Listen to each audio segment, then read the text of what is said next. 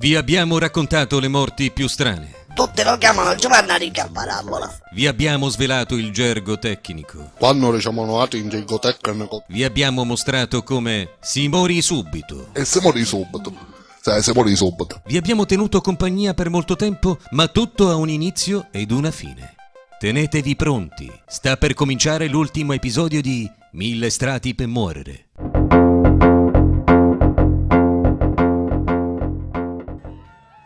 Saridda Pupilla era una picciottietta, diciamo noi altri, molto allegra, che si buscava il pane facendo i balletti per le feste di Natale. Siccome era una femminetta che sapeva ballare bene, tutti la chiamavano Saridda Lanca Casghidda. Ora noi dobbiamo capire che quando una ragazza è una bella figli madri, tutti i mascoletti ci vanno a persa tipo cane cacciare i taitufi, e Saridda era una bella taitufina.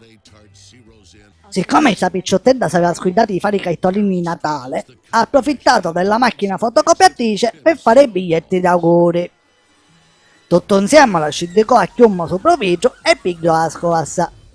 Quando diciamo noi altri in gergo tecnico di facista la fotocopia, le elettroni acchianano con l'ascensore nella colonna svertebrata, si vampicano chi neuroni che giocano a tombola, ci ne esce 17 e si morì subito.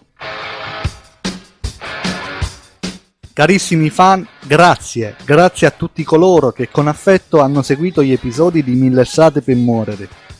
Con la serie mi fermo qui, ma tornerò presto con altri video nella speranza di farvi sorridere ancora una volta. Ringrazio Filippo Virzì che ha prestato la sua voce per l'introduzione all'ultimo episodio della serie. Grazie a tutti dal vostro Mago Miriddo, continuate a seguire la pagina perché altrimenti, come diciamo noi altri in gergo tecnico, si muore subito.